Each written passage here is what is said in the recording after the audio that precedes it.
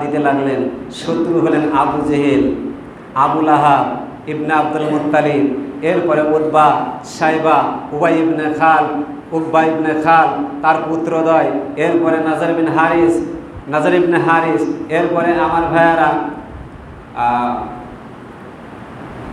আসওয়াদ ইবনে আবদ ইয়াগুস, অর্থাৎ প্রায় অনেকগুলো কাট্টা কাট্টা কাফেরেরা রাসূলুল্লাহ সাল্লাল্লাহু আলাইহি ওয়াসাল্লামের শত্রু হয়ে গেলেন। আমার আল্লাহ রাব্বুল আলামিন এই পৃথিবীর জমিনে সব কিছু তিনি জোড়ায় জোড়ায় সৃষ্টি করেছেন। মিন কুল্লি শাইইন খালাকনা যাওজাইনি লাআল্লাকুম তাযাক্কারুন। জোরে বলুন আল্লাহু আকবার। আল্লাহ রাব্বুল আলামিন বললেন, আমি এই পৃথিবীর জমিনে সব কিছু জোড়ায় জোড়ায় সৃষ্টি করেছি। তার মানে আমার ভাইরা লক্ষ্য করে দেখেন, আল্লাহ রাব্বুল আলামিন যেমন আলো সৃষ্টি করেছেন তেমন অন্ধকার সৃষ্টি করেছেন। আমার আল্লাহ রাব্বুল আলামিন দীর্ঘকায়ের বিপরীতে আমার আল্লাহ রাব্বুল আলামিন খরবাকায় সৃষ্টি করেছেন। আল্লাহ রাব্বুল আলামিন সাদার বিপরীতে কালো সৃষ্টি করেছেন। রব্বুল আলামিন আমার বন্ধুগণ কল্যাণের বিপরীতে অকল্যাণ সৃষ্টি করেছেন। হেদায়েতের বিপরীতে আমার আল্লাহ রাব্বুল আলামিন পথভ্রষ্টতা সৃষ্টি করেছেন। বন্ধুগণ ফেরেশতাদের বিপরীতে আল্লাহ রাব্বুল আলামিন শয়তানের সৃষ্টি করেছেন। জোরে জোরে কোন সুবহানাল্লাহ। আমার ভাইরা আল্লাহ রাব্বুল আলামিন সত্য এবং মিথ্যার পথটাকে সৃষ্টি করেছেন। আমার বন্ধুগণ সত্য এবং মিথ্যার পথে মানুষগুলো চলতে চলতে বিভিন্ন দ্বন্দ্বের ভিতর দিয়ে মানুষগুলো স্বেচ্ছায় হয় সৎ পথে স্বেচ্ছায় সজ্ঞানে ভালো পথ অবলম্বন করবে অথবা খারাপ পথ অবলম্বন করবে। যেরকম সুবহানাল্লাহ। তার মানে এটা আল্লাহ রাব্বুল আলামিনের একটা প্রজ্ঞা। আল্লাহ রাব্বুল আলামিন যদি ইচ্ছে করতেন তাহলে শুধু ভালো পথটাই রেখে দিতে পারতেন, তাহলে পৃথিবীতে আর কেউ মানুষ খারাপ পথে চলতে পারতো না। পারতো কি? আবার আল্লাহ রাব্বুল আলামিন ইচ্ছে করলে খালি খারাপটাই রেখে দিতেন, পৃথিবীতে আর কেউ ভালো পথে চলতে পারতো না। কিন্তু এটা হতো প্রজ্ঞা বিরোধী কাজ। আল্লাহ রাব্বুল আলামিন এমন একটা প্রজ্ঞা ব্যবহার করেছেন, সেই প্রজ্ঞার মাধ্যমে হয় মানুষ স্বেচ্ছায় হোক আর জ্ঞানেই হোক আর সজ্ঞানেই হোক, এই মানুষগুলো হয় ভালো পথ গ্রহণ করবে আর না হয় খারাপ পথ গ্রহণ করবে। আল্লাহ রাব্বুল আলামিন ভালো এবং মন্দ দুটোকে সৃষ্টি করে জানাইয়া দিলেন, হয় তোমরা ভালো পথ গ্রহণ করো, না হয় তোমরা খারাপ পথ গ্রহণ করো।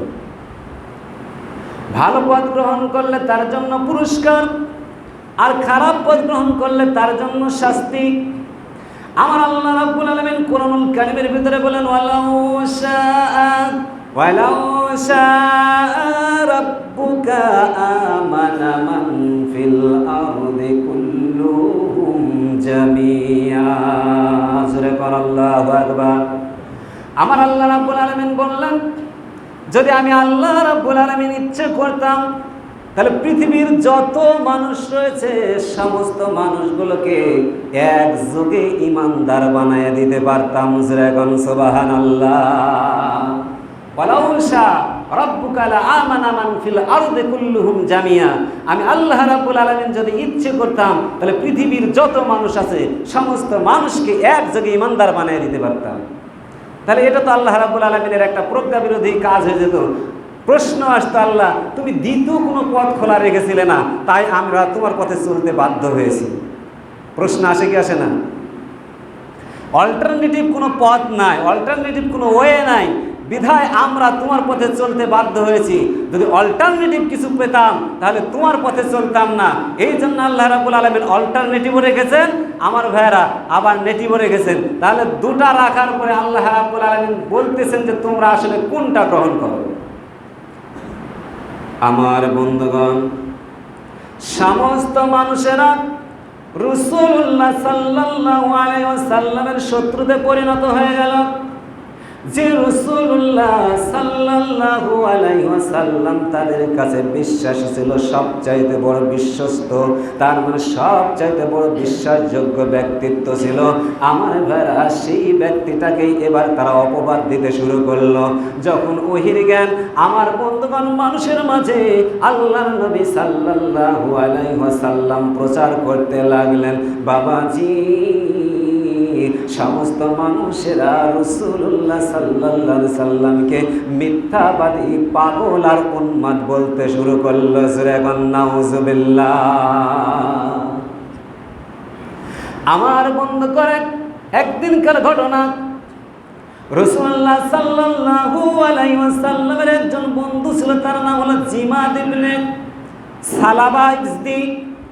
আমার বন্ধুগণ রাসূলুল্লাহ সাল্লাল্লাহু আলাইহি ওয়াসাল্লামের জাহিলি যুগের বন্ধু, তার মানে আমার ভাই ছোট্টবেলার বন্ধু জিমাদ ইবনে সালাবা রাদিয়াল্লাহু তাআলা আনহা। আমার বন্ধুগণ এই জিমাদ ইবনে সালাবা রাদিয়াল্লাহু তাআলা আনহু, একদিনকার ঘটনায় জিমাদ ইবনে সালাবা তিনি কিন্তু তন্ত্র মন্ত্র জানতেন, ঝাড়ফুঁক জানতেন।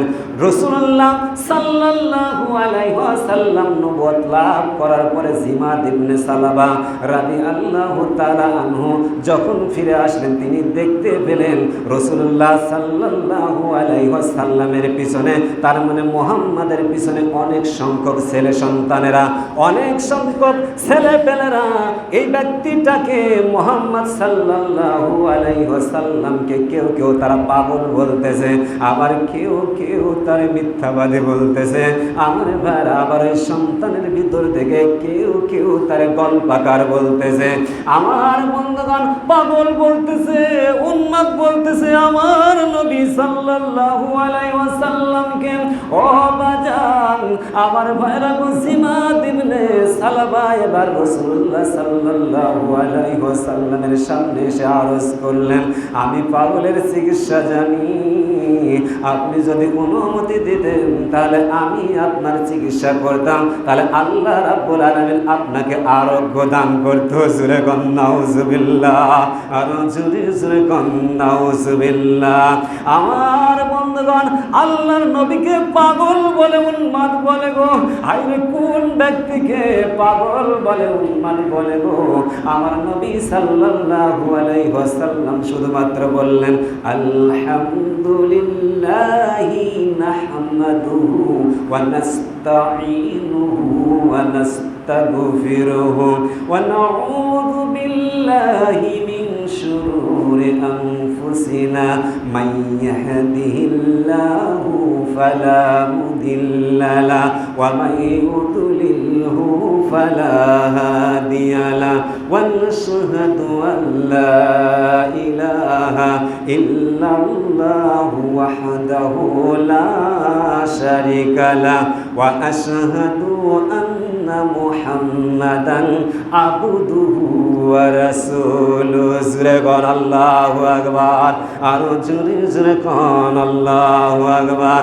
আমার নবীকে পাগল বলেছে আমার বাবা, আমার নবী সাল্লাল্লাহু আলাইহি ওয়াসাল্লাম বলেন, আলহামদুলিল্লাহ, আলহামদুলিল্লাহ, যাবতীয় প্রশংসার স্তুতি আল্লাহ রাব্বুল আলামিনের জন্য। ওয়ানাস্তাইনুহু, আমরা আল্লাহ রাব্বুল আলামিনের কাছে সাহায্য প্রার্থনা করি, আমরা আল্লাহ রাব্বুল আলামিনের কাছে ক্ষমা প্রার্থনা করি। ওয়ানাউযু বিল্লাহি মিন শুরুরি আনফুসিনা, আর আমাদের জীবনের, আমাদের নিজেদের নফসের খারাপের থেকে আল্লাহর কাছে আশ্রয় প্রার্থনা করি। মাইয়াদিহিল্লাহু ফালা মুদিল্লা লাহু, আল্লাহর নবী বলতেছেন আল্লাহ রাব্বুল আলামিন যাকে হেদায়েত দান করে, ফালা মুদিল্লা লাহু, তাকে কেউ পথভ্রষ্ট করতে পারে না। ওমাই উদলিলহু ফালা হাদিয়া লাহু, আর আল্লাহ রাব্বুল আলামিন যারে পথ ভ্রষ্ট করে তারে কেউ হেদায়েতের পথে তুলে দিতে পারে না। আমার ভাইরা, এতদিন যে আমি আপনাদের সামনে খুতবা তেলাওয়াত করি, আমার ভাইরা আজকে খুতবাটার মর্মার্থটা শুনে যান। আমার বন্ধুগণ, আল্লাহর নবী বললেন আল্লাহ যারে হেদায়েত প্রাপ্ত করে এরে কেউ পথভ্রষ্ট করতে পারে না, আর আল্লাহ যারে পথভ্রষ্ট করে এরে কেউ হেদায়েত দান করতে পারে না। সুতরাং আমি ওই এক লা শারীক আল্লাহ রাব্বুল আলামিনের সাক্ষ্য দান করি, আর আমি এটাও সাক্ষ্য দান করি যে মুহাম্মদ সাল্লাল্লাহু আলাইহি ওয়াসাল্লাম হলেন আল্লাহর রাসূল, আল্লাহর বান্দা। জোরে কোন সুবহানাল্লাহ, আর জোরে কোন সুবহানাল্লাহ। বাজান গো, জিমাদ ইবনে সালাবা রাসূলুল্লাহ সাল্লাল্লাহু আলাইহি ওয়াসাল্লামকে বলেন, ইয়া রাসূলুল্লাহ, ও মুহাম্মদ, এই বিষয়টাই আপনি আবার পড়েন। আমার বন্ধুগণ, আল্লাহর নবী সাল্লাল্লাহু আলাইহি ওয়াসাল্লামকে বলতেছেন, একটু পুনরায় পড়েন, আবার পড়েন। আমার ভাইরা, এবার তিনি বলতেছেন, জিমাদ ইবনে সালাবা বলতেছেন, নবী গো, জীবনে বহু নাট্যকার শুনেছি গো নবী, জীবনে বহু গল্পকারের গল্পকার শুনেছি, জীবনে বহু তন্ত্র মন্ত্র শুনেছি, ইয়া রাসূলুল্লাহ, ইয়া হাবিবাল্লাহ, এমন উচ্চতর ভাষা যেটা মনে হচ্ছে সমুদ্রের তলদেশ থেকে উচ্চারিত হচ্ছে। জোরে কোন সুবহানাল্লাহ, আরো জোরে জোরে কোন সুবহানাল্লাহ। আমার ভাইরা, সঙ্গে সঙ্গে জিমাদ ইবনে সালাবা ওই জায়গার ভিতরে এই খুতবা শুনে রাসূলুল্লাহ সাল্লাল্লাহু আলাইহি ওয়াসাল্লামের সেই ইসলাম আমার ভাইরা গ্রহণ করেছে। যেরকম সুবহানাল্লাহ। আমার ভাইরা, আল্লাহর নবীকে পাগল বলে। আমার বন্ধুগণ, দেখেন তো, যারা আমার রাসূলুল্লাহ সাল্লাল্লাহু আলাইহি ওয়াসাল্লামের শান শওকতকে, মান মর্যাদাকে ক্ষুণ্ণ করতে চায়, এরা সেই আবু জেহেলের নাতিপুতি।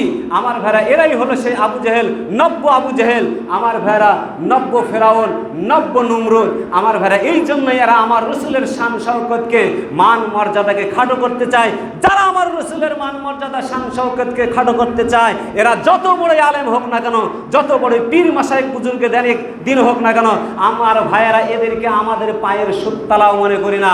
আমার বন্ধুগণ, এরা যত বড়ই শায়েখ দরবেশ পীর হোক না কেন, এদেরকে আমরা কখনোই আমাদের বুজুর্গ হিসেবে গ্রহণ করতে পারি না। আমার ভাইরা, যেখানে রসুলের শান শওকত নাই, তাদের সাথে আমাদের কোনো সম্পর্ক নাই। আল্লাহ রাব্বুল আলামিন আমাদেরকে রসুলের খাস উম্মত হিসেবে গ্রহণ করুক। সকলে বলে আল্লাহুম্মা আমিন। ইন্নাল্লাহা ইয়ামুরুকুম বিল আদলি ওয়াল ইহসান ওয়া ইতাইযিল কুরবা ওয়া